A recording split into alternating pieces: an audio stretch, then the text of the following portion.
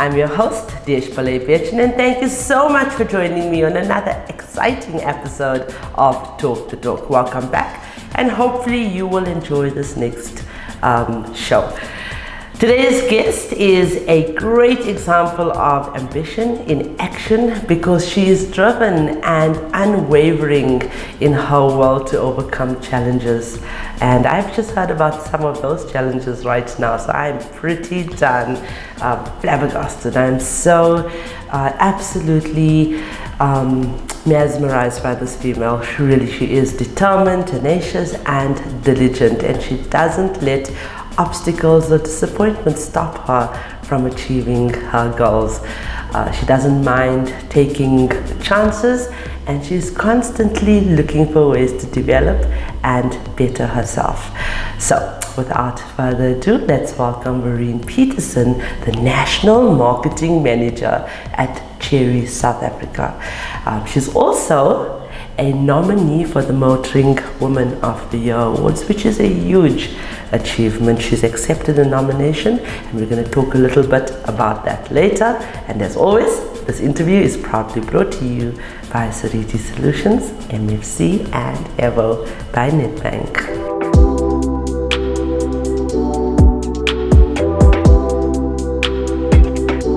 Hello, Verene. Hi, 𝐤𝐥. Oh my God, look at that smile. I think it's such a beautiful smile, and I love the way you look. You don't think about a marketing manager at OEM level being so amazingly casual, but yet so professional. So obviously you have been researched, you've been vetted, you have been screened, and out of 6,000 women, you are sitting here today. I feel so honored. And obviously we thank our sponsors, which is Nedbank, Avo, and 𝐬𝐶 Solutions for this opportunity, and we thank you for accepting this, and we hope that you're going to enjoy this journey with us.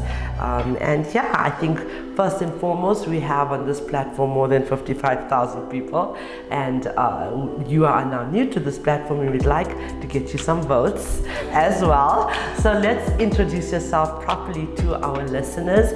Maybe tell them more about yourself and how did this journey begin? Wow, I fell into it really. I was newly graduated and had no idea which way or the other. Prior to completing my studies, though, I had applied to an OEM. I'm from East London originally. Applied to I love East London. The local OEM, for a possible opportunity. Lo and behold, months later, somehow my CV ended up in Pretoria, and I was interviewed for a junior role in the marketing division. Found myself leaving the Eastern Cape, moving up to Gauteng, and that was the start of my career in motoring. I've worked on a few brands solely in a marketing capacity, once in a sales management role as well. I have tried to leave, I have left, and then made my way back into the industry because I think it's a bug. Once you're passionate about it and you enjoy what you do, it's just very difficult to forget about it. Absolutely, absolutely. So I know that our platform is new to you, and it's new to many people in South Africa, even though we've been around for the past 5 years. But that's the idea. The idea is that there's 65 million people in South Africa, maybe 5 million knows of us. Our intention is to have every person that needs to buy and own a car know about us, because especially females, because this is what we're trying to do. We're trying to, as journalists, we're trying to educate females on what vehicle to buy, but in the motoring trade itself, we're trying to uplift women that can move up the ranks and that can progress and have equal opportunities in our trade. How do you feel about this platform? It is such an exciting means of getting the message out there, especially in an industry that's still stereotypically male dominated. And kudos to the team, for really focusing on those of us who are key to, at the end of the day, the economy as well. Yes. So we really appreciate that validation because that's what we need. We need more people to validate and endorse our program. So what do you love most about working for your brand, which is the Chery brand? Our slogan is fun to drive. And with it being a very new brand in South Africa again, it's just so exciting to be a part of the energy that comes with, you know, growing something. Again, there are obviously many challenges, but you know, with an energetic team of people who's committed to seeing it grow and actually, you know, become a key player in this market, it's really just so exciting to be a part of that. Oh, and they're growing fast. Yes, we are. Definitely. I mean, oh God, there's dealerships that have just popped up in every single city and area, and I travel South Africa and they're just everywhere. It's beautiful. The brand itself, I mean the vehicle itself, the product is really, really beautiful. It is. Yeah, it's right there where it needs to be in terms of competition. That's great. What's your management style like, Verene? I would like to say that it's democratic at all times. But it's one of those things that I believe you also have to tweak as you go along. So as much as I do think I have a democratic way of leading my team, I'm very cognizant of the fact that different people, you know, different strokes for different folks needs to be applied constantly, you know, so I'm very much aware of that, and I don't treat everyone the same, manage them the same, because obviously different personalities and such require different style. Absolutely. So how important do you think is mental health in the workspace? I mean, obviously you have people and human beings reporting to you, and they have... I'm a human being. There we go. You know, and there's different ways in managing them, and we all have bad days. We all have days in which we just want to curl up and just disappear. How do you manage that, and how important is it for you to handle people with mental health issues at work? I think it is so vital, Desh, because there's so many factors that hinge on one's state of mental wellness, you know? I mean, we talk health, but it's actually, we all want to be mentally well at the end of the day. So, you know, anxiety, depression have become so pervasive, and it's great that awareness has increased, but at the same time, I think there's so much scope for us to do more. So for me, it's literally a case of being supportive and transparent, so that no team member ever feels they can't share, number one, what they're going through, because if you don't know, you can't support. Absolutely. And that is the basis of it, because it's so important. You know how certain mental illnesses can affect morale in a team, for example. What does that lead to at the end of the day? Let's be honest. Productivity in the organization. Absolutely. What does that lead to? Profitability. Yes, and I mean that's what we are for, ultimately. Yes. So what is the most discriminatory situation that you have faced being in the motoring trade for more than 15 years, almost a decade actually, 2 decades? How do you handle discrimination? Have you been through something? Can you share that with us? Verene, this is so important for you to dig deep, not just you being in it, maybe witnessing it. How did they react to it? And I love the answer. Sorry, I'm just cutting through there. I'm gonna just say it. I love the answer that fortunately I haven't been through it, but I think we've all been through it in some way or the other. We have, definitely. Yes, and this question is just to educate our young viewers that are in the motoring trade and have just entered and are now struggling. They are so fortunate to only have entered now, because more than 10 years ago, you know, discrimination was taboo. The word was taboo.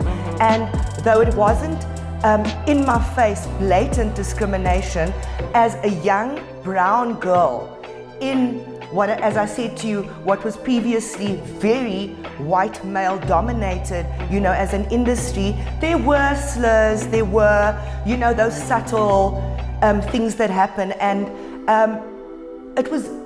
it's sometimes a thing that happens, and you end up brushing it off at the time. Months later, you know, you hear someone else's experience and you're like, that wasn't actually the right thing to do or to say. I'll give you an example. I worked with someone once who made comments about my beautiful feet all the time, and I allowed it in the office. Wow.